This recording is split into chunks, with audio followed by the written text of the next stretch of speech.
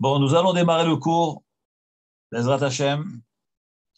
Là, nous sommes le jeudi 9 septembre 2021, le 3 Tishri, 5782.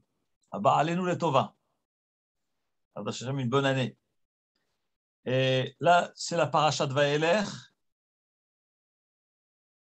Le sujet que nous allons traiter aujourd'hui, c'est saisir l'instant, saisir le moment, saisir l'opportunité qui se présente à nous. Nous nous trouvons donc dans cette période qui est le début des 10 jours de pénitence, Aseret Yemei Tshuva. Dans le cours précédent, on avait évoqué l'enseignement d'Rabbi Kruspedai, que je vais peut-être vous le redire maintenant. Donc, l'Agmara dans Maseret Rosh Hashanah nous dit Shosha Sfarim, 3 livres s'ouvrent ce jour-là, le jour de Rosh Hashanah. Je rapporte les termes exacts. Amar Rabbi Kruspedai, Amar Rabbi Yochanan. Rabbi Kruspedai dit au nom de Rabbi Yochanan. Shosha Sfarim Yiftachim Rosh Hashanah, 3 livres s'ouvrent le jour de Rosh Hashanah devant Hachem. Echad Shel Reshaim Gmorim. Un premier livre, c'est le livre pour les méchants, les Reshaim, ceux qui ne gardent pas la Torah et les mitzvot. Echad Shel Tzadikim. Un pour les justes, les intègres. Gmorim, parfait. Vechad Shel Benonim, un des moyens. Alors, les Tzadikim Gmorim, dit la Gemara, les intègres parfaits Tzadikim Gmorim, Nichtavim Echtamim l'altar. Ils sont inscrits dans ce livre et scellés immédiatement le jour de Rosh Hashanah. Les Chaïm pour la vie. Reshaïm, ceux qui ne sont pas des Tzadikim, hélas, Nichtavim Echtamim l'altar levita. Alors, malheureusement, eux sont inscrits le jour de Rosh Hashanah immédiatement, inscrits et scellés pour le contraire de la vie. Que Dieu en préserve. Benonim, les moyens, c'est ceux dont les mérites sont à égalité avec le manque de mérite, les fautes. Tloyim ve'omdim, ils sont suspendus, mais Rosh Hashanah va à Yom Kippourim. Depuis Rosh Hashanah jusqu'au jour de Kippour. Zachou, si à travers ces 10 jours de sursis qu'on leur a accordé, qu'Hachem nous accorde à tous et à toutes, si nous sommes méritants à la fin, c'est-à-dire arriver au jour de Kippour, là, le plateau de la balance des mérites bascule, alors à ce moment-là, Nirtavim lechaim, ils sont inscrits pour la vie. Lo zachou messi chas v'shalom, ils n'ont pas suffisamment récolté de mérite pendant ces 10 jours de sursis. Eh bien, Nirtavim lemita, hélas, chas v'shalom, ils sont inscrits pour le contraire de la vie. Donc, nous nous trouvons dans un moment crucial, un moment passager où va se décider vraiment notre avenir, tout ce qui va se passer l'année à venir. La paracha de cette semaine, avant de traiter cette notion-là de saisir l'instant et l'opportunité, nous allons jeter un coup d'œil sur la paracha de la semaine. La paracha donc que nous allons lire, c'est la paracha de Vaïler. Le Shabbat, nous allons lire la paracha de Vaïler. Dans cette paracha, la Torah ici nous raconte, Moshe Rabbeinu s'adresse au peuple juif et leur dit, je suis âgé de 120 ans aujourd'hui et lo uchal latzet velavo, je ne peux plus agir. Et Hachem m'a déjà annoncé que je ne pourrais pas traverser le Jourdain pour vous accompagner, vous diriger. Donc là, à ce moment-là, Moshe Rabbeinu nomme Yehoshua ben Nun. Il le nomme comme dirigeant, comme remplaçant, qui va prendre sa suite. Et à partir de cet instant-là, donc Moshe Rabbeinu va inscrire toute la Torah, va la transmettre à Yehoshua ben Nun, qui va donc la transmettre au peuple.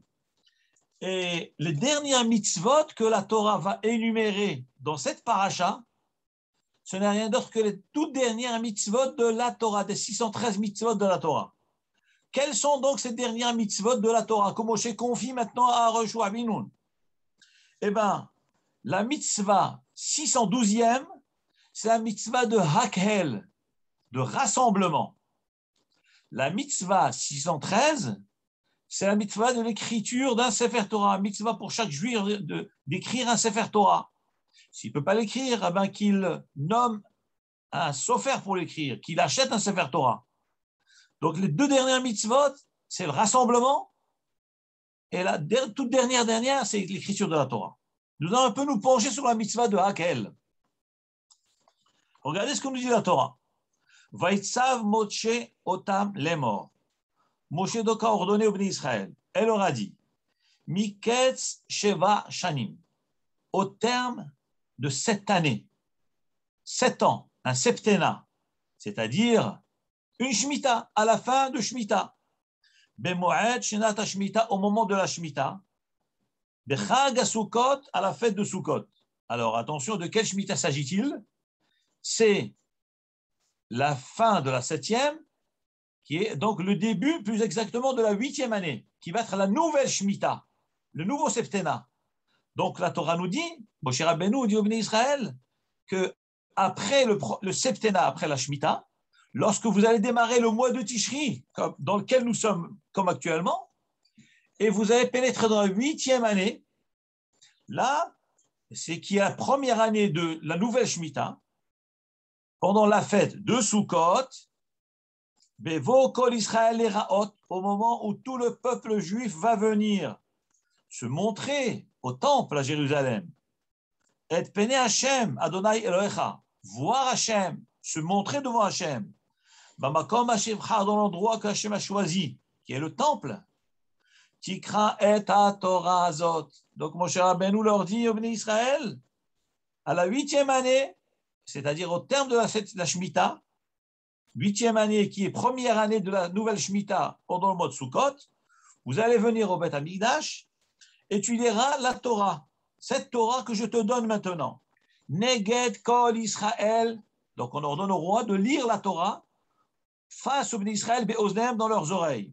Et là la Torah dit, Hakel et Ha'am, là démarre la mitzvah de Hakel, réunit le peuple. Qui c'est le peuple? Hanashim, les hommes. Hanashim, les femmes. Hataf, les enfants. Les Gecha Shem Sharecha, ton étranger qui habite dans ton pays. Pourquoi il faut les réunir? Les Ma'an Ishme'u. Donc toi, tu vas lire cette Torah afin que le peuple puisse entendre cette Torah. Ou le Ma'an Yilmedu. Et afin qu'ils apprennent la Torah. V'yar'u et Adonai Elohechem. Et qu'ils puissent craindre Hashem, votre Dieu. Veshamru la'asot et kol divra Torah azot. Et ils prendront garde de bien pratiquer les paroles de cette Torah-là. Ça, c'est la mitzvah de Hakel. Nous dit Rashi, tel que le rapporte la Gemara dans Masechet Hagiga, page 3, côté A. Hagiga, Daf Gimel, Amoud Aleph. Dit Rashi, pourquoi faut-il réunir les hommes? Dit Rashi, la Gemara dit, l'imod pour étudier la Torah. Ve'anashim, puisque le roi va lire la Torah. Et quelle Torah il lisait? Il lit le livre de Dvarim. Pas tout le livre, mais certains passages du livre de Dvarim. Donc les hommes devaient être là, l'ilmod, pour étudier, pour entendre la lecture de la Torah. Ve'anashim, pourquoi les femmes devaient venir? Lishmoa, pour entendre. L'homme doit apprendre, étudier la Torah, l'ilmod. La femme, elle doit écouter les paroles de Torah. Ve'ataf. Pourquoi faut-il amener les enfants, même les tout petits? Pourquoi il fallait les amener au Beth Amikdash? Dit la Gemara dans Masechet Hagiga, Hataf la maba'u. Pourquoi fallait-il amener les enfants? Les enfants n'ont pas d'obligation d'étudier la Torah. Ils n'ont pas d'obligation de mitzvot. Pourquoi faut-il les amener? Dit la Gemara, la tête schar le mevi'ehem. Pour donner du mérite à ceux qui les amènent. Qui c'est qui les amène? C'est leurs parents. Donner du mérite au père et à la mère. Bien que l'enfant lui-même n'a pas d'obligation. Mais la Torah nous dit pourquoi Kadosh Baruch Hu ordonne qu'on amène les enfants pour rajouter, pour donner du mérite aux parents, aux mamans qui accompagnent leurs enfants. Ça, c'est la mitzvah de laquelle. On va un peu se concentrer, voir que dit le Sefer Achinour sur cette mitzvah-là. Mitzvah extraordinaire. Le Sefer Achinour dans la mitzvah, donc 612 dit la chose suivante. Nous avons été ordonnés de se réunir tout le peuple juif, les hommes, les femmes, les enfants, à la sortie de la Shemitah, sortie de la 7e année, l'entrée de la 8e, qui est Chag HaSukkot, Beyom Sheni Shel Chag, le deuxième jour de Sukkot. Donc, se réunir, mitzvah de se rassembler, et de lire une partie du livre de Dvarim, qui commence à partir de là, Dvarim, et après marqué Vaïk el-Ha'am, ainsi de suite. Tous ces passages-là.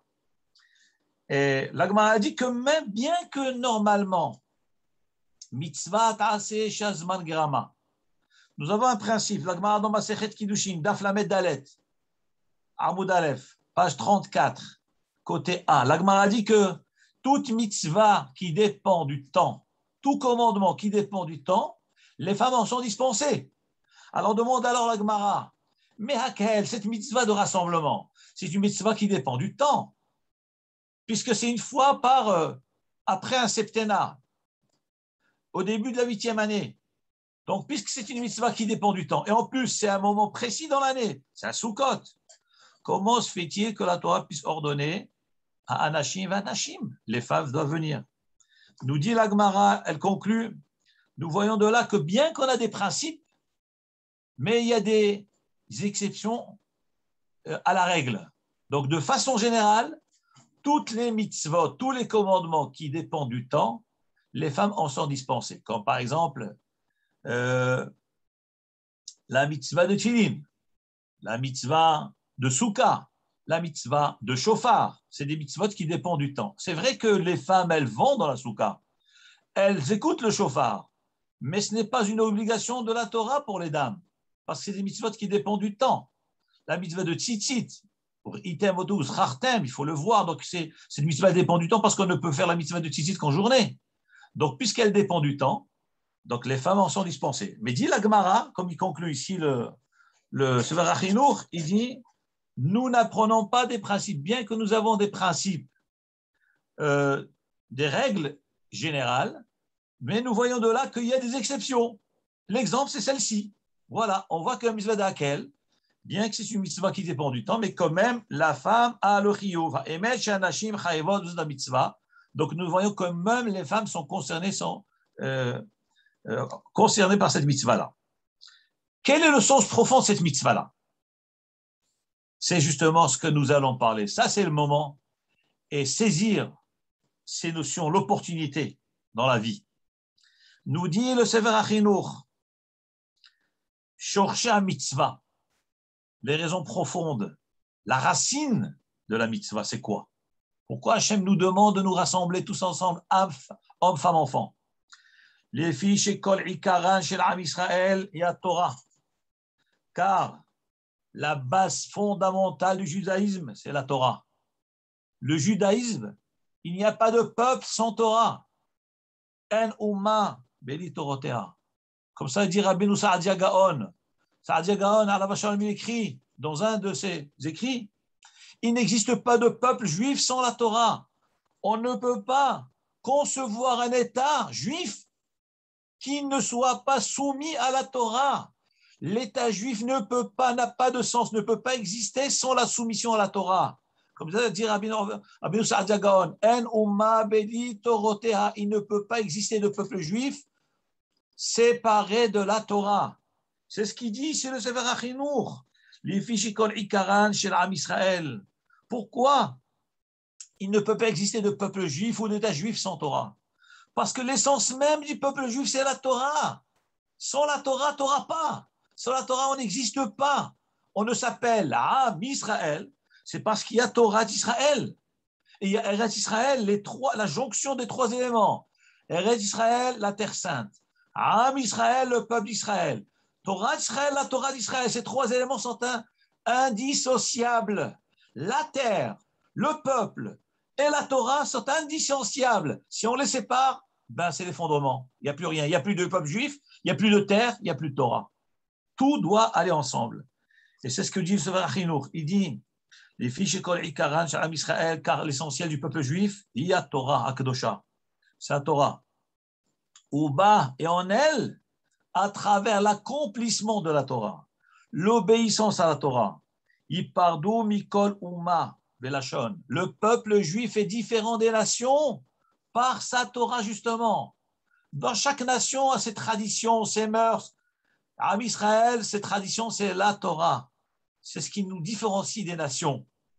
Velashon de toutes les langues. Liyot zochim lehaye ad, pour pouvoir mériter hayad, la vie éternelle. Ça, c'est le limud de Torah. Donc, vous comprenez bien qu'on ne peut pas comprendre, concevoir un État, l'État d'Israël, sans la Torah, ça n'a pas de sens. Ça va à l'encontre de la Torah. Puisque toute la valeur de notre existence, elle est tirée de la Torah. La Terre Sainte nous appartient parce qu'on se base sur la Torah. Car la Terre Sainte a été promise à Abraham Avinu. Celui qui ne garde pas la Torah, quelle preuve il a que cette terre lui appartient? Elle ne lui appartient pas, c'est un voleur, c'est un brigand. Parce que la seule preuve que nous avons que la terre nous appartient, c'est Kiyum HaMitzvot, la promesse des ancêtres. Avraham Kadosh Baruch Hu, premier Abraham Avinu. Cette terre est à vous. Il a transmis à Yitzhak, à Yaakov. Par conséquent, notre seule preuve d'appartenance à cette terre et que cette terre nous appartient, c'est la Torah.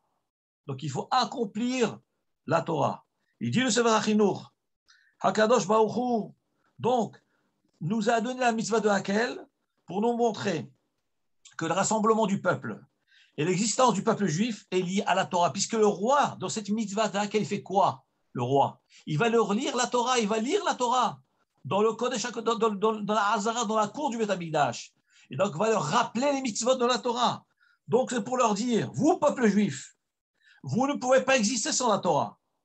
Car cette Torah qui vous a été donnée, elle vous a été donnée pour vous donner du mérite.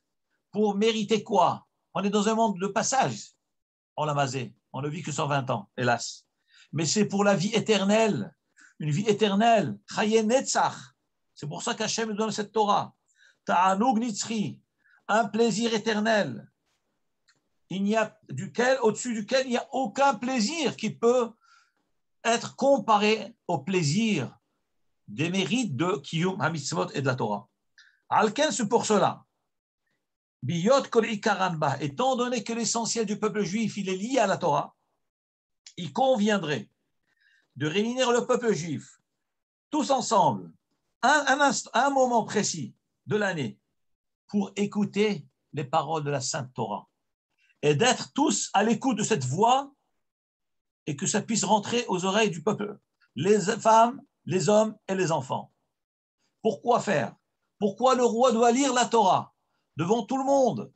Dit le Sefer HaChinuch, car la voix de la Torah, Kol HaTorah, la voix de la Torah, les gens vont se poser des questions, mais pourquoi on se réunit? Pourquoi nous sommes tous là? La réponse va être claire.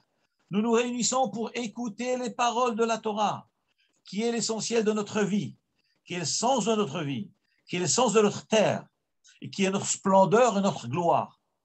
Et par cela, eh ben, les gens vont être amenés à raconter la grandeur de cette Torah, la beauté de cette Torah, les plaisirs de cette Torah, la délectation de cette Torah-là. Et ils vont donc tous envier cette Torah-là. Et pas seulement cela, c'est qu'Akadosh Baruch Hu va déverser par cela l'abondance sur l'âme Israël et sur toute l'humanité. Et même aux yeux des nations, les nations vont pouvoir considérer la Torah sainte et Eretz Israël et Am Israël. Ça, c'est, nous voyons le sens de la mitzvah de Hakel. Revenons aux 10 jours de pénitence. Que veut dire saisir le moment? Là, la Torah nous a fixé un moment dans le temps, qui est donc ce moment de Hakel, qui est donc la fin de la 7e année de Shemitah. C'est un moment où Am Israël va donc écouter la Torah, va saisir l'opportunité, va se réveiller et s'attacher à la Torah. La Gemara dans Masechet Amud Hazara, Daf Yudzayin Amud Aleph, page 17, côté A. La Gemara va vous raconter une histoire terrible, impressionnante, pour décrire qu'est-ce que ça veut dire saisir le moment de la vie. Chaque instant de la vie est précieux. Nous devons saisir tous les moments, parce que chaque minute qui passe ne reviendra plus jamais. Mais Il y a des moments où on a un réveil. Là, on a d'autant plus l'obligation de le saisir. Regardez ce que la Gemara nous raconte. La Gemara nous raconte l'histoire d'un homme nommé El-Hazar ben Dourdaya. El-Hazar, fils de Dourdaya. La Gemara nous dit que cet homme, malheureusement, était pas dans le bon chemin. Il était faible dans le domaine de l'adultère. Et là où il pouvait fauter, il allait fauter. La Gemara dit, il n'a laissé aucune femme au monde où il n'a pas profité, il n'a pas fauté avec. Et voilà qu'un jour, il entend que de l'autre côté de la mer, il y avait une femme qui exigeait une grosse somme. Et il a dit, moi, je ferai tout pour aller vivre avec elle, avec cette femme-là. Il a collecté cet argent-là, une bourse de dinarines, pour la payer. Il arrive là-bas, donc de l'autre côté de la mer, des océans, face à cette dame-là, au moment de l'acte. Alors là, il y a deux commentaires. On a Rabbeinu Hananel, il y a une histoire, un incident qui est arrivé, et cette dame lui a dit, donc qui était non-juive, elle lui a dit ce qu'elle va lui dire, et d'abord Rabbeinu Hananel, c'est une voix du ciel qui lui a parlé. Du ciel, on lui a révélé quelque chose. Alors, qu'est-ce qu'on lui a dit à cet instant-là? Dit la Gemara, cette non-juive lui a dit, sache, toi El-Hazar, fils de Dourdaya, tu n'as aucun espoir de retour. Tu ne pourras plus jamais revenir vers ton Dieu, vers ta croyance, vers ta Torah. Tu es condamné, en d'autres termes. Tu es condamné. La Gemara nous dit, lorsqu'El-Hazar ben Dourdaya a entendu ça de la bouche de cette non-juive, de cette dame-là, qui était une femme de rue, ça lui a bouleversé sa vie. Ça lui a bouleversé sa vie. Il s'est dit, quoi? Je n'ai plus de retour. Je n'ai plus d'espoir. Ma vie est perdue. Alors, ça l'a tellement bouleversé. La Gemara dit, il s'est mis entre montagne et colline. Et il s'est mis à crier. Et il a dit, Harim ou Gvaot, vous les montagnes, vous les collines, je vous en supplie, priez pour moi, plaidez ma cause, plaidez en ma faveur, que Hachem m'accepte, Bitchouva, que Hachem me rapproche vers lui, que Hachem me pardonne tout ce que j'ai fait. Amroulo, alors les montagnes lui disent, lui ont répondu, avant qu'on ne prie pour toi, déjà qu'on prie pour nous-mêmes, car il est dit dans la Torah, c'est-à-dire qu'eux-mêmes, les montagnes et les collines, ne sont même pas en mesure de prier pour elles-mêmes pour annuler certains décrets que nous allons voir. Car il est écrit, comme il est écrit dans le verset de Ishaïa, Ki harim yamushu, car les montagnes vont être déplacées. Et les collines vont être ébranlées. Ça veut dire que arrivera des époques, des périodes où malgré la grande stabilité de ces œuvres extraordinaires de la nature, les montagnes, les collines, qui a priori sont immuables, elles sont éternelles, et bien lorsqu'il y a un tremblement de terre, les montagnes se déplacent, les montagnes se fissurent. Donc en fin de compte, même les œuvres les plus fortes, les plus puissantes dans ce monde, elles sont instables, elles n'ont pas de certitude. Elles n'ont pas d'assurance d'exister et de continuer dans leur stabilité et dans leur puissance, à tel point qu'elles ne peuvent même pas plaider leur propre cause. Alors elles répondent à Al-Hazar ben Dourdaya, comment veux-tu qu'on prie pour toi si déjà pour nous-mêmes on ne peut pas prier? Évidemment, j'imagine que vous avez des questions à me poser. Avons-nous déjà entendu des montagnes parler et des montagnes qui discutent et des montagnes qui prient? On va arriver. Je continue. Alors, Al-Hazar ben Dourdaya continue. Il voit que les montagnes et les collines ne peuvent pas prier pour lui. Alors, il se tourne vers le ciel et la terre. Et il leur dit, le ciel et terre, Bakeshu alay rachamim, je vous en supplie, priez pour moi, suppliez Hachem qu'il me pardonne, qu'il me ramène vers lui. Réveillez la pitié de Hachem. Amrou, le ciel et la terre ont dit, avant qu'on ne prie pour toi, qu'on puisse prier déjà pour nous. Et on sait très bien que nous, ciel et terre, on ne peut pas, comme nous allons voir dans le Passouk, on a aussi des moments on va être déstabilisé, comme il est écrit dans Yeshaïa, chapitre 51. Le verset dit, Ki shamayim ki ashan nimlachu. Les cieux vont partir en fumée, vont être bouleversés comme une fumée. Et la terre va s'user comme un habit. L'habit qui s'use, la terre finira par s'user. C'est-à-dire qu'il y a des périodes où la terre est frappée, les cieux sont frappés, et eux-mêmes ne sont pas en mesure de prier pour eux-mêmes. Alors ils disent à El-Hazar ben Dourdaya, comment veux-tu qu'on prie pour toi? El-Hazar décide, je vais aller chercher encore d'autres éléments plus forts. Il se tourne vers le soleil et la lune.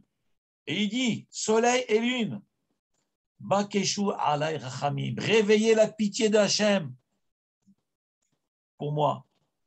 Amrou, le soleil et la lune lui ont répondu, avant qu'on ne prie pour nous, avant qu'on prie pour toi, que déjà qu'on puisse prier pour nous-mêmes. Car il est écrit dans le verset, dans Ishaïa aussi, arrivera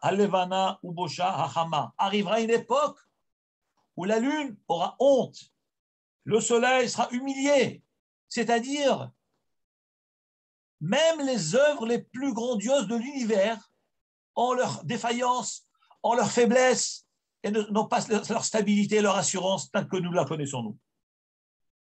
Et à ce moment-là, il se tourne vers les étoiles et les constellations avec la même demande, la même requête, priez pour moi. Alors, les étoiles et les constellations lui répondent, on ne peut même pas prier pour nous, comment tu veux qu'on prie pour toi? Comme il est écrit dans le verset, aussi dans Ishaïa, chapitre 34, il est écrit,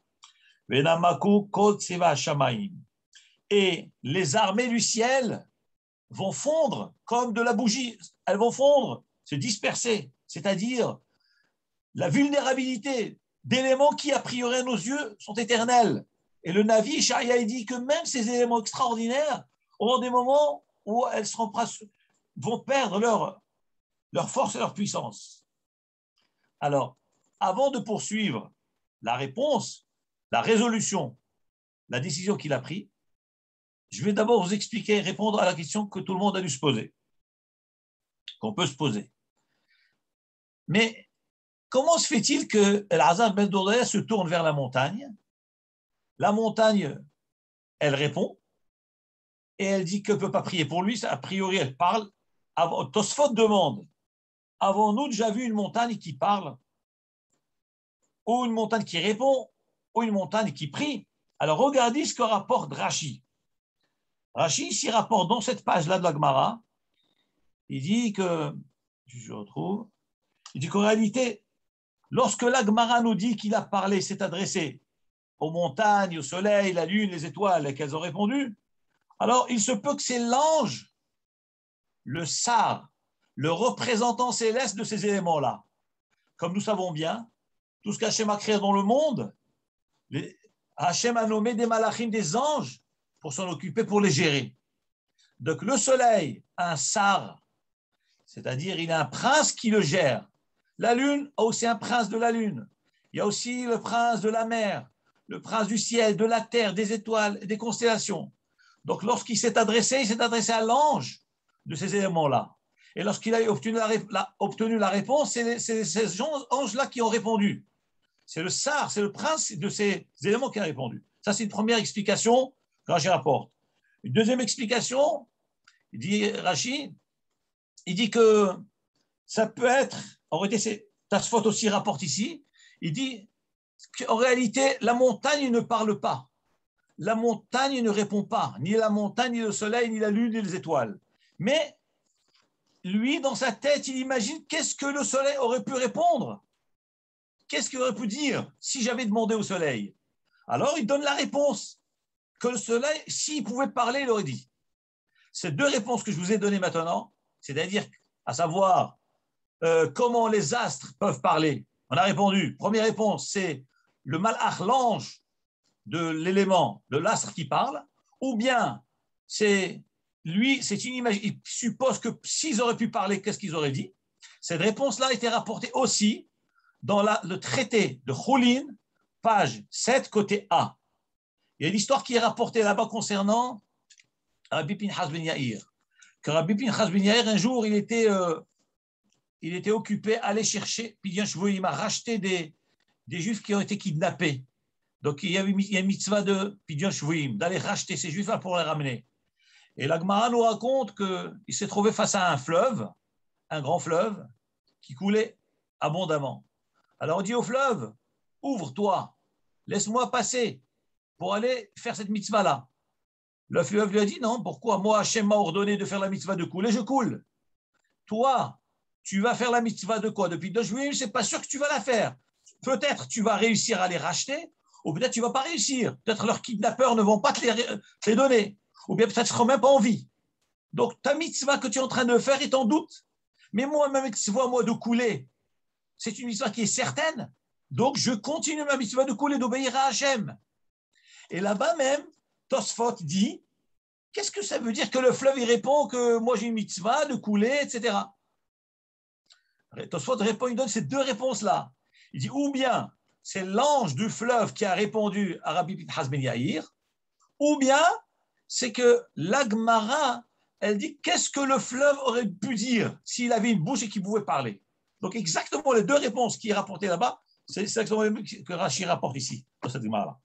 Maintenant, refermons la parenthèse. Revenons à l'histoire du fameux El-Hazar ben Dourdaya. Et voilà donc cet homme-là, face à cette faiblesse, sans défense, personne ne peut le défendre, dit la Gemara. Amar, il a dit, En hadavar taloui elabi. Il a dit, puisque j'étais toqué à toutes les portes, je vois que personne ne peut m'aider. Je déduis de là. La tchouva ne dépend que de moi. Elle ne dépend que de moi. Qu'est-ce qu'il a fait? Inyah Rosho ben Birkav, il a mis sa tête entre ses jambes. Vegaa bipria, il a pleuré de toutes ses forces. Dit la Gemara. Il a tellement pleuré, cet homme-là, pour regretter tout son passé, qui était un passé terrible.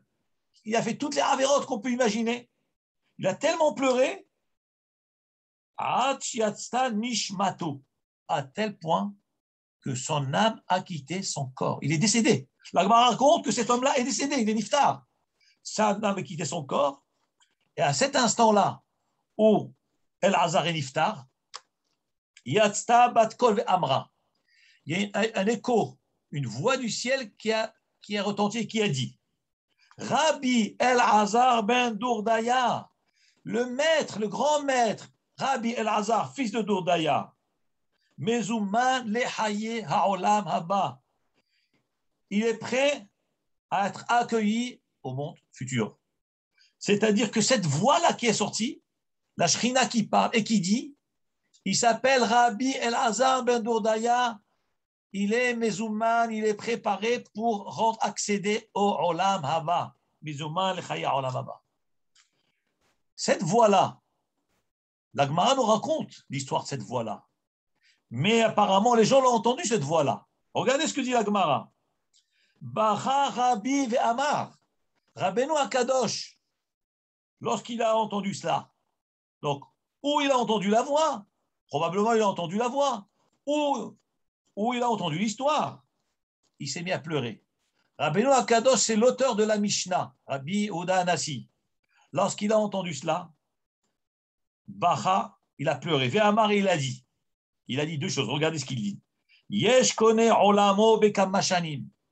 Il y en a certains, pour gagner leur olam haba, leur monde futur, ils ont besoin de beaucoup d'années. Et quelles années? Combien de travail, combien d'efforts, combien de labeur, combien de souffrances, combien de labeur, combien de difficultés pour pouvoir avoir leur olam haba. Toute une vie, ça veut dire. Bekam mashanim, c'est-à-dire 120 ans de travail, d'efforts non-stop sans relâche. Par contre, d'autres arrivent à acquérir l'olam haba en 1 heure. Ce n'est pas 1 heure. En un seul instant. En un seul instant, il a donné l'olam haba. Amar Rabbi, ça c'est la première chose que Rabbi a dit. Il a pleuré quand il a dit ça. Amar Rabbi a dit Lo dayan et ba'alet tshuva. Ça ne leur suffit pas aux ba'alet tshuva, ceux qui reviennent vers la Torah. Ça ne leur suffit pas non seulement Non seulement qu'on les accepte les bras ouverts dans le ciel, un Baal Shuvah, Hachem l'accepte des bras ouverts, mais pas seulement cela. Et là, chez Corinne, Otan, Rabbi, on les appelle Rabbi. Vous imaginez, Rabbi Yehuda Hanassi a dit, non seulement les Baal et Shuvah, on les accepte, mais en plus on l'appelle Kvodarav, Moreno, Rabbeinu. Rabbi, on ne donne pas ce terme à n'importe qui. Le terme de Rabbi, c'était pour les Tanaïm, pour les Chachamim de la Mishnah. Et voilà que El-Azza, qui était cet homme terrible, qui avait fait toutes les fautes du monde, la voix a déclaré. Qui c'est cette voix? Ce n'est pas un humain. C'est Akadosh Baruch lui-même a attesté. Rabbi El-Azhar ben Dourdaya, tu t'appelles un Rav maintenant. Combien de temps ça t'a pris pour devenir Rav? Pour certains, il faut qu'ils passent toute une vie à la yeshiva. Il faut qu'ils vieillissent. Il faut qu'ils aient des élèves. Il faut qu'ils aient une bonne renommée. Et à la fin, on va les appeler Rav, Kvodarav, Rabbeinu. Et on se lève. Là, cet homme-là, il a basculé en quelques instants d'un voyou à devenir Rabbi El-Azhar ben Dourdaya. Rav Chaim Shmulevitch alav shalom, qui était le mashgiach de Mir, il a écrit dans son livre Sechot Moussar. Il pose une question extraordinaire. Il dit, mais lorsque Rabbeinu Akadosh a entendu cela, cette histoire-là, que cet homme qui était El-Azhar ben Dourdaya est devenu Rabbi El-Azhar, cet homme qui était voyou est devenu le grand tzaddik, accepté en la Maba. Il s'est mis à pleurer. Alors on demande Rav Chaim Shmulevitch alav shalom, pleurer. Mais pourquoi pleurer? Il faut se réjouir. Mais c'est extraordinaire. Le bonheur qu'un homme peut, un rachat qui devient tzaddik, mais c'est extraordinaire. Moi, j'aurais chanté, sauté de joie, j'aurais fait un festin.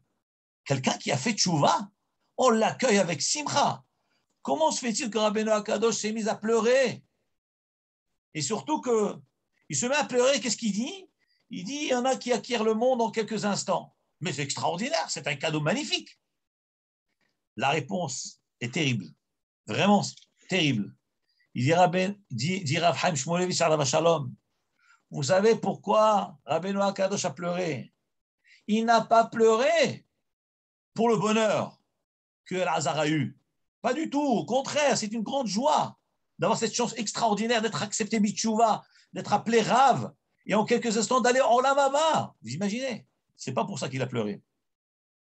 Il a pleuré, et qu'est-ce qu'il a dit? Si on veut savoir pourquoi il a pleuré, ben, c'est marqué juste à côté.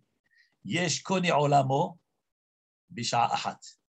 Il y en a qui acquièrent leur monde futur en un seul instant.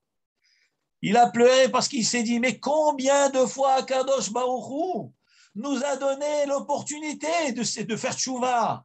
Combien de fois on a croisé des gens qui nous ont éclairés par leur Torah? Combien de fois on a assisté à des prières, on a été bouleversés? Et combien de fois on a assisté à des moments qui nous ont remués, mais on n'a pas saisi l'opportunité de faire tchouva. Ces moments opportuns arrivent quand? Vous prenez un petit enfant, dès qu'il est bar mitzvah, ils sont une métamorphose.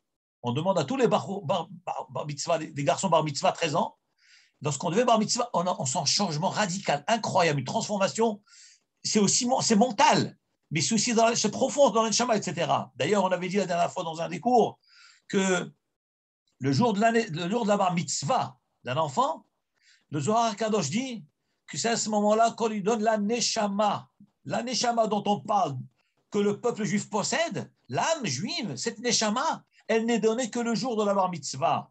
Et ce jour de bar mitzvah, il s'appelle le jour de sa naissance. Comme David Amelech lui-même a dit, Ani hayom yelidticha, dans un psaume de Tehilim, David Amelech dit, Ani hayom yelidticha, je t'ai mis au monde aujourd'hui. Et le Zohar Kadosh, il dit ici, de quoi on parle? David Amelech, il parle du jour de sa bar mitzvah. Que le jour de sa bar mitzvah, il s'appelle son jour de naissance. Parce que ce moment-là, on lui donne cette neshama. Et il y a une métamorphose, une transformation qui se fait dans l'intérieur de l'enfant. Et il change carrément de direction. Il change d'optique de façon immurie, d'une façon extraordinaire. Dans le monde, pour être majeur, il faut avoir 18 ans.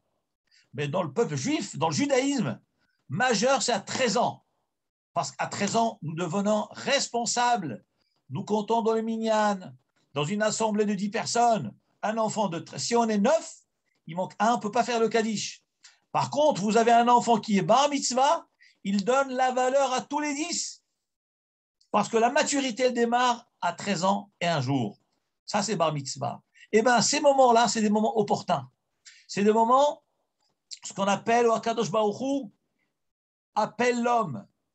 Il l'interpelle. Réveille-toi aujourd'hui, tu es bar mitzvah. Ensuite, la vie continue. Après, le mariage, on se marie. C'est un moment unique dans l'histoire de la vie d'un homme. Le mariage, la Gemara appelle ça Simcha Dideh. C'est son jour de joie. C'est son jour de joie à tel point que le Rav Hida alav Shalom dit que bien qu'il y ait une tradition minag de jeûner le jour du mariage, mais les Sfaradim ne jeûnent pas. Le Rav Hida alav Shalom dit pourquoi on ne jeûne pas? Pourquoi les Sfaradim n'ont pas le minag de jeûner le jour du mariage? Bien que ceux qui jeûnent, parce qu'ils considèrent, parce qu'il est marqué dans le Midrash que le jour du mariage, c'est un jour de Kippour. C'est un jour où on pardonne les fautes de l'homme. Donc le Khatan et la Kala, on leur pardonne leurs fautes. Donc comme le jour de Kippour en jeûne, donc le jour du mariage aussi en jeûne, jusqu'à la Choupa. Et alors de la Choupa, après la Choupa, le Khatan et Kala, ils mangent quelque chose. Mais le Rav Hida alav Shalom dit que ce Faradim ne jeûne pas. Pourquoi? Parce que Simcha Didehi, parce que c'est son jour de joie. Un jour de joie, on ne peut pas jeûner ce jour-là. C'est un jour de fête. Pourquoi? Parce qu'il y a une métamorphose qui se fait. Il y a une transformation, une neshama extraordinaire qui se révèle. Il y a une lumière particulière qui se révèle. Et surtout, la notion de mariage qui est la notion d'union, qui n'est rien d'autre que le reflet de l'image originale, d'origine et originelle, qui est l'union de Akadosh Baruch Hu et la Shekhinah. C'est pour cette raison-là qu'Akadosh Baruch Hu a donné la notion du mariage dans notre monde, parce que c'est à son image. Hachem a créé l'homme à son image. Et Kaviachol, Akadosh Baruch Hu, c'est Kutsh Baruch Hu, la Shekhinah, comme un Khatan et une Kala. Tout le Shirachim est écrit justement sous forme de Khatan et Kala. Qui c'est le Khatan? Qui c'est la Kala? C'est Akadosh Baruch Hu, la Shekhinah. Des fois, Akadosh Baruch Hu, c'est le Khatan, et la Kala, c'est Am Israël. Des fois, le Khatan, c'est Israël, et la Kala, c'est le Shabbat. Mais nous voyons un tas d'éléments qui marchent en couple, tout le temps, constamment en couple. Eh bien, le jour du mariage, c'est une métamorphose. C'est une transformation. Et à ce moment-là, c'est un réveil pour l'homme de faire tchouva, de se ressaisir. Ceux qui ne gardaient pas la Torah le jour du mariage, ils prennent des nouvelles décisions, de garder la Torah et mitzvot, etc. Une femme qui se marie, elle va prendre une décision maintenant, elle va se marier, elle va se couvrir la tête. Dès qu'elle est mariée, elle ne va plus sortir dans la rue avec une tête découverte. Et ainsi de suite. C'est des moments de réveil. Hélas, il y a d'autres moments de réveil. Tristes, lors d'un décès. Barminal, que Dieu en préserve. Lors d'un décès, on est bouleversé parce qu'on n'imaginait pas un seul instant que notre proche va nous quitter, bien que nous côtoyons la mort tous les jours. Mais on n'imagine pas que ce destin-là va arriver à notre proche. On n'arrive pas à imaginer, ni aux proches, et loin carrément d'imaginer sur soi-même que ça va nous arriver. On n'arrive pas à croire que ça va nous arriver un jour. Mais là, c'est une vérité. Eh bien, lorsqu'il Barminal, il y a quelqu'un qui décède, on a un proche Barminal qui s'en va, eh bien, on est bouleversé parce que ce proche, on ne va plus le voir jamais jusqu'à Tiriyat Hametim. Mais en attendant, c'est fini, on l'a perdu, on ne va plus le voir. Et c'est terrible. Et ça nous bouleverse. Ça bouleverse notre vie. Ça nous déstabilise. Et c'est ce que Rabbeinu HaKadosh, c'est pour cette raison que Rabbeinu HaKadosh pleurait. Pourquoi il pleurait? Il dit Yesh koneh olamo besha achat. Il y en a des gens qui arrivent à acquérir, à saisir l'opportunité, l'instant, le moment de réveil tout de suite. Tchouva, fais tchouva. Et avec ça, ils sont propulsés comme une fusée. Olama Bagan Eden direct. Rabbi, tu deviens déjà rabbi. Tu passes de voyou à gadolador. Vous imaginez ce que ça veut dire? On n'a pas d'idée ce que ça veut dire. Et c'est pour ça que Rabbeinu HaKadosh a pleuré. Comme ça, il dit Raphaël Shmulevitz alav shalom. Il a pleuré parce que nous devons pleurer. Combien de fois HaKadosh Baruch Hu nous a fait un signe? Réveille-toi, réveille-toi. Et sur le coup, on est réveillé. Tout à coup, ça passe, on oublie. La vie reprend. Et ainsi après, 2 ans plus tard, il y a un rave qui passe, il nous dit un petit mot, ça nous bouleverse. Oh, on se réveille. Après, il y a un souci de famille, un souci de santé ou un enfant, quelconque, un problème quelconque, tout à coup, on se remet en marche. Oh là là, tout de suite, il faut qu'on se ressaisisse. Le moment passe, tout s'arrange et on oublie. Tout s'éteint comme une flamme qui s'éteint. Alors, qu'est-ce qu'il faut faire? Ce qu'il faut faire, c'est qu'au moment où on a le réveil, il faut le saisir, ne pas le lâcher. Le moment où on sent ce réveil-là, il faut tout de suite. Par exemple, le jour d'Rosh Hashanah, on vient de sortir d'Rosh Hashanah, on a fait 2 jours d'Rosh Hashanah. On a prié Hachem, on a imploré Hachem, on a demandé Chatanu, on a demandé Chaim Tovim, inscrit-nous dans le livre de la vie, le livre d'Aparnassa, de la Chorma, toutes les filotes qu'on a fait pour nous, pour nos proches. On a souhaité à nos proches, Shana Tovatik Katem, douce comme le miel. D'accord. Mais qu'est-ce qu'on a gardé de Rosh Hashanah? On est le lendemain de Rosh Hashanah. Qu'est-ce qui nous reste de Rosh Hashanah? La pomme, le miel, il ne reste rien du tout. Donc il faut garder en veille cette notion-là. Attention, se rappeler, Rabbeinu HaKodesh a pleuré. Il a pleuré, pourquoi il a pleuré? Pas parce qu'il a fait tchouva, pas du tout. Il a pleuré parce qu'on a des moments de réveil. Et c'est des moments sublimes qui s'envolent, qui partent en fumée très très vite. Et le Satan, il est là pour nous faire oublier tout ça. Il faut que ça reste en flamme en nous.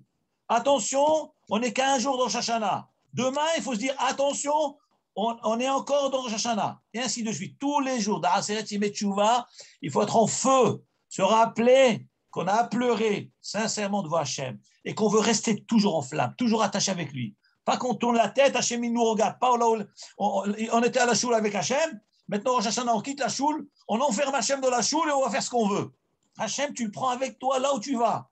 Je me rappelle, il y a quelques années, j'avais donné une conférence à Lyon, dans un séminaire pour jeunes filles, en vue de rencontres pour mariage. Il y avait une centaine de célibataires, garçons et filles. Et bon, il y avait une jeune fille qui est venue après le cours, elle vient me voir après la conférence. D'ailleurs, c'était avec Oraïta qu'on faisait ça, sur Lyon, avec Avera, je crois, un Chaya. Et moi, j'avais donné donc cette conférence pour ces Bachorim et ces jeunes filles.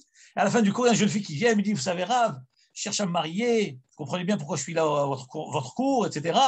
Bon, je lui pose un certain nombre de questions, j'ai gardé ce coordonnées. Bon, Hachem on a évolué, avancer. Je lui ai dit, écoutez, moi, je ne suis pas un prophète, je ne suis pas un avis. Moi, je vous dis ce que la Torah dit. Vous voulez un sidour? De mon côté, je vais essayer de chercher, mais pour que je puisse trouver, pour qu'on puisse me mettre sur la bonne piste, faites des tefilot à Hachem. Adressez-vous à votre papa qui s'appelle Akadosh Baruch qui est dans le ciel. Priez. Elle me dit, comment il faut prier? Je lui ai dit, voilà, d'abord, tous les jours, tu vas faire 5 mismorim de Teilim. Et si tu arrives, sinon, alors vous faites moins que 5, 2, 3.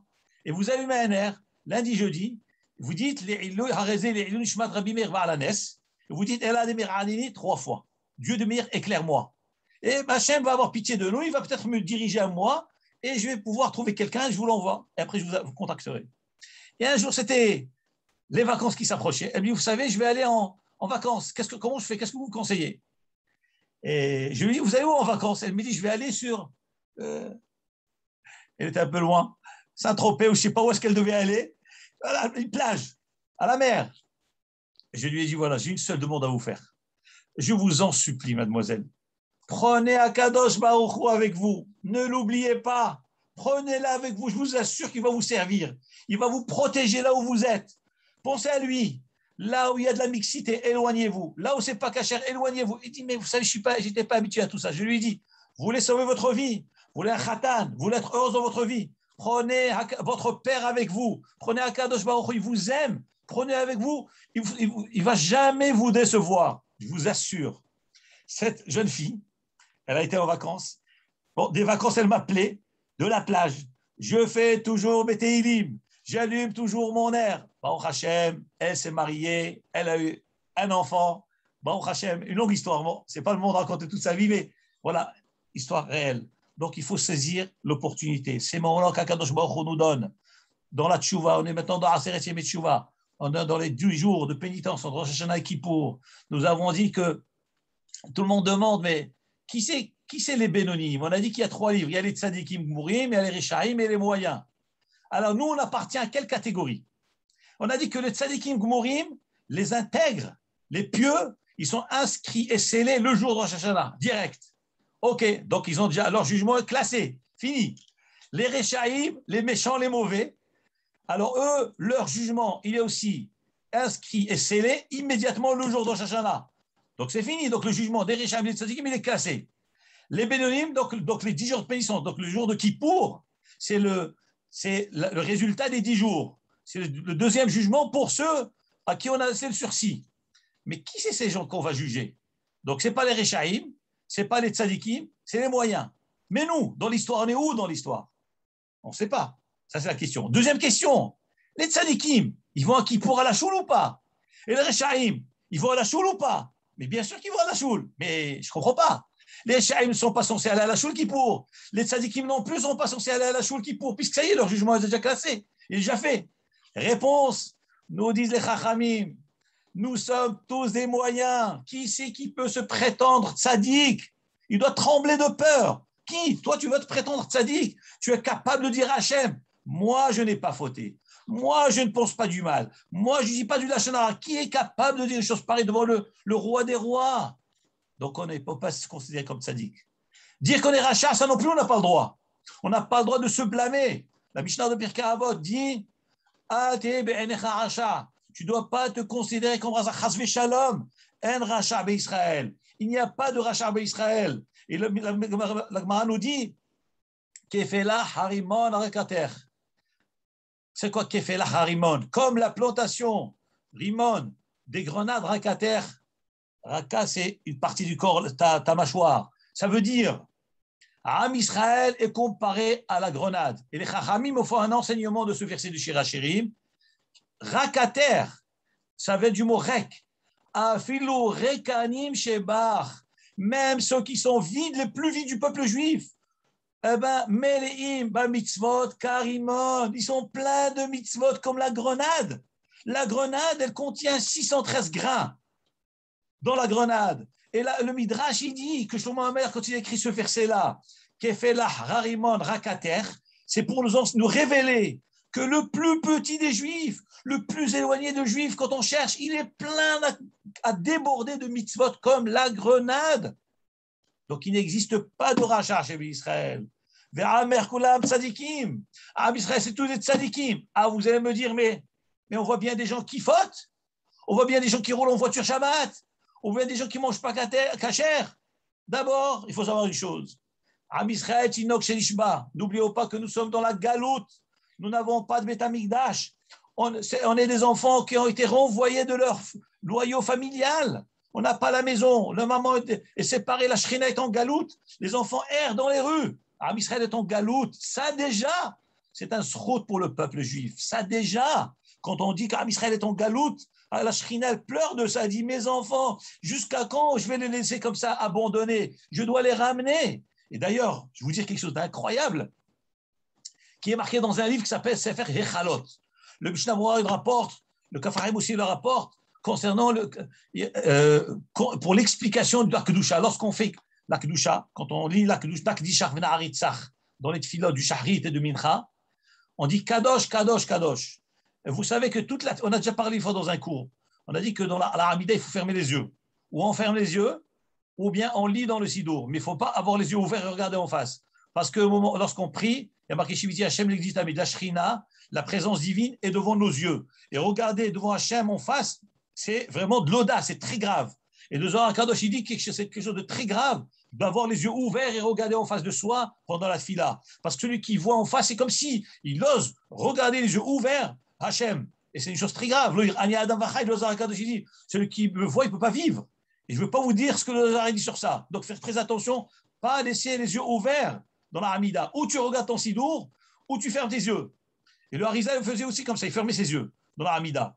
Mais par contre, lorsqu'on arrive à la Kedusha, à la Nakdishah, alors là, c'est marqué le contraire. Regardez ce qui est extraordinaire. Il est marqué que dans la Hamida, lorsqu'on arrive, on dit Nakdishah Venaharitzar, c'est quoi? On sanctifie avant de commencer le Nakdishah. Donc dans la Hazara, il faut penser à Reniba. Je m'apprête à accomplir la mitzvah de la Torah qui est Venikdashi Betor Bene Israël. Je me sanctifie au sein du peuple juif. Donc moi, quand je m'apprête à dire Kadosh, Kadosh, Kadosh, je dois penser dans ma tête que je suis en train de sanctifier le nom de Dieu au sein de la collectivité et dans le monde entier. Parce qu'il y a l'émanation de mes paroles, la puissance de ma parole, de moi et de l'Assemblée qui va se propager dans le monde entier qui s'appelle Kiddush Hashem Ba'olam. Sanctifier le nom d'Hachem dans le monde. Et cette sanctification, elle démarre où? À la choule. À la choule, dans le minyan, dans la Kedusha. Alors écoutez bien ce qui est marqué, quelque chose d'incroyable. Et le Sefer HaChalot, il dit, avant de parler de Sefer HaChalot, il est marqué dans la Mahloket Poskim, discussion entre les décisionnaires. Comment faut-il se positionner dans la Kedusha, quand on dit Nakdisha, Kadosh, Kadosh? Alors, d'abord, tout le monde, à l'unanimité, tout le monde est d'accord qu'il faut regarder le ciel. Dans la Hamida, il faut regarder en bas. Les yeux en bas et le cœur vers le ciel. Ça, c'est dans la Hamida. Mais dans la Kedusha, c'est le contraire. La Kedusha, les yeux vers le haut. Maintenant, la question est, alors, est-ce qu'il faut avoir les yeux ouverts ou fermés? Le Bar dit qu'il faut avoir les yeux fermés. Il faut lever les yeux vers en haut et les yeux fermés. Le Taz, qui est le gendre du Bar, lui dit qu'il faut avoir les yeux ouverts. Pourquoi? Donc, alors, maintenant, j'arrive à Sefer Hechalot. Sefer Hechalot, traduction du mot Hechalot, c'est les mondes, comme les Olamot. Hechalot, c'est des palais qui sont spirituels. Il y a des Hechalot. C'est les palais qu'Hachem donne aux tzadikim. Dans ce livre qui s'appelle Sefer Hechalot, il est écrit qu'au moment où le peuple juif est debout dans la Hamida, dans la Kedusha, et ils disent Kadosh, Kadosh, Kadosh, à cet instant-là, Hakadosh Baruch Hu, il appelle les malachim, tous les anges du ciel, des millions d'anges qu'il y a autour de lui. Il leur dit, regardez comment mes chers enfants, dans leur galoute, dans leur exil, leur diaspora, dans leur tsarot et leur malheur, ils louent Hachem, ils me glorifient, ils disent Kadosh, Kadosh, Kadosh. Ils se comparent à vous les malachim, parce que les malachim, ils disent aussi Kadosh, Kadosh. C'est la prière des malachim. Et donc, ils se comparent à des anges totalement soumis à Hachem. Et dit le Sefer Echalot, à ce moment-là, Hakadosh Baruch Hu, il nous regarde dans les yeux, droit dans les yeux, et nous le regardons dans les yeux, d'où ce que je vous ai dit tout à l'heure, l'avis du Taz qui dit qu'il faut avoir les yeux ouverts, et il dit Hachem nous regarde dans les yeux profondément, et nous on le regarde dans les yeux, et à cet instant-là, il y a un lien fort qui se crée entre Hachem et nous, il y a une pitié extraordinaire qui explose à ce moment-là, et Hakadosh Baruch Hu, il descend de son trône, il va dans un des 4 pieds du trône. Qui c'est qui le soutient, ce 4 pieds? Il y a 4 pieds, c'est 4 formes. Il y a le lion, l'aigle, le taureau, et le 4e pied, c'est Adam, c'est l'homme. Qui c'est l'homme? C'est l'image de Yaakov Avinu alav shalom. Hakadosh Baruch Hu, à cet instant de Kadosh Kadosh, il est tellement kaviachol, ému, pris de pitié pour ses enfants qu'il l'acclame dans la détresse. Il l'acclame avec joie dans la détresse. C'est incroyable le contraste. Il descend de son trône, il prend Yaakov Avinu, il le serre dans les bras, il l'embrasse. Il dit, je dois à tout prix sauver tes enfants. Vous imaginez la puissance de ce que c'est la Kedusha? On ne peut pas se rendre compte. Ceux qui connaissent ce commentaire-là, ils doivent pleurer dans la Kedusha. C'est très, très, très fort. Et ça, c'est ce qu'on appelle le moment propice. Je reviens à notre Inyan. Donc maintenant, avec le peu de temps qui nous reste, quelques minutes, peut-être 3-4 minutes, saisissons les moments précieux de la vie. Chaque instant de la vie, un Talmid Chacham, il sait que chaque minute, c'est important. Quand on se laisse aller, alors au moins, réveillons-nous lorsqu'on est dans une prière. Au moins lorsque c'est le jour de Rosh Hashanah. Au moins lorsque c'est le jour de Kippour. Au moins quand c'est Aseret Yemei Teshuvah. Mais il faut saisir. Rabbeinu HaKadosh, avec toute sa grandeur, il a pleuré. Mais qu'est-ce qu'on a fait de notre vie? Il y a des gens qui doivent baver 120 ans pour avoir Olam Haba. Et d'autres, à une fraction. Parce qu'une non-juive, une Goya lui a dit, toi, t'es cuit, mon ami. T'es raté. T'es pourri. T'as tout perdu. Tu n'auras pas d'Olam Haba. Tu n'as plus de rapport avec ton créateur. Il a été bouleversé. L'électrochoc. Il a eu un électrochoc. Qu'est-ce qu'il a fait? Eh ben, il a basculé de ce Olam Hazé, de la Rishut Atr Tzadik, à s'appeler Rabbi. Rabbi, et d'avoir l'Olam Haba entier. Et Rabbeinu HaKadosh ici, il a pleuré, la Gemara dit, Rabbeinu HaKadosh a pleuré.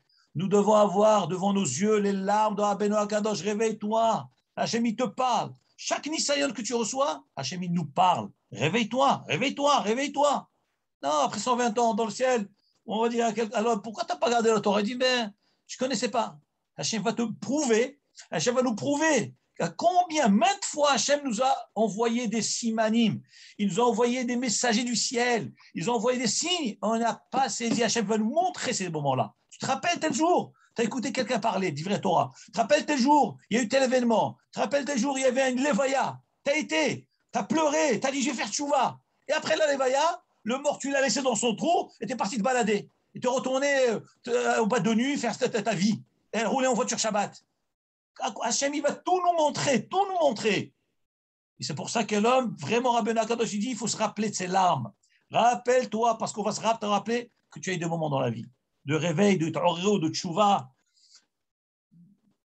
Quand Akadosh Baruch Hu nous aide, Bezrat Hashem, à passer ces 10 jours de Aseret Yemei Tchouva, se réveiller, saisir l'opportunité. Shmirat HaLashon, pas parler Lashon Hara. Shmirat HaEnaim, surveiller ses yeux. On est dans la galoute, malheureusement. On doit sortir, on doit faire des courses, on doit s'occuper de son foyer. Il y a des gens pas bien habillés. Ils n'ont pas de notion de ce que c'est la pudeur. Ils ne savent pas ce que c'est la pudeur. Ça n'existe pas chez eux. On sort et on se laisse, inconsciemment, on regarde. Et après, on rentre, la tête, elle travaille. Comment, à Mincha, on va faire la tefila de Mincha et on a des photos qui défilent devant les yeux. Mais Hachem, il te dit, mais qu'est-ce que tu es en train de raconter? Tu es Hachem, c'est Fataï, c'est Hachem, je t'en supplie, ouvre ma bouche. Et pendant toute la journée, tu as parlé la Shanara toute la journée. Et là, tu vas devant Hachem comme un petit agneau. Hachem, c'est Fataï, je t'en supplie, Hachem, j'arrive pas à parler devant toi. Aide-moi à ouvrir la bouche. Au Fiyagite et la Terra. Hachem va dire, mais t'es un menteur. Mais t'es un menteur, toute la journée, t'as fait que parler du mal des gens. T'as fait que critiquer des Jbélé Israël. Et maintenant, tu viens devant moi 3 fois par jour, tu me dis, Hachem, c'est Fataï, Hachem, je t'en supplie. J'arrive pas à parler devant toi, j'ai très peur. Aide-moi à ouvrir la bouche. Vous voyez comment c'est contradictoire. Comment c'est l'être humain se contredit lui-même. Moralité. Prêtons attention aux paroles de la prière et soyons honnêtes avec soi-même. Je ne vous fais pas de la morale à vous, je parle à moi-même en premier. À moi-même. Comment aussi je dois faire attention. Passer ces 10 jours de pénitence bien, se renforcer, sentir qu'on a fait un plus et passer un Yom Kippour, un très bon Yom Kippour et garder cette constance tout le temps chaud, bouillonnant dans la Torah, tout le temps. Chaque fois qu'on a un doute, on demande. C'est permis ou c'est pas permis ce que je vais faire? Eh bien, tout de suite, on tranche. On doit être capable de trancher. Si tu n'es pas capable, tu demandes à un rave. Est-ce que j'ai le droit de faire telle ou telle chose? Mais il faut garder les larmes de Rabbeinu Akadosh. Il a pleuré. Hachem te dit attention, saisis la vie, c'est précieux la vie. Il y a des gens qui sont plus de ce monde. Ils pleurent. S'ils pouvaient revenir, je vous en supplie, ramenez-moi dans ce monde. Je voudrais m'arranger. On lui dit trop tard, mon ami. Tu n'as pas saisi le moment. On t'a donné 120 ans. Tu étais dans des moments de cours. Tu étais jour de Rosh Hashanah à la choule. Tu étais acquis pour année Ila. Mais tu n'as pas saisi. Et tu as continué à rester aveugle. Qu'Akadosh Baruch Hu nous aide, toujours dans la simcha, à garder la Torah et les mitzvot, ne pas s'influencer par l'influence de la galoute. Et rester toujours fidèle à Hachem. Tisko, les shanim, rabot, ne'imot, vetovot. Atzlacha rabba.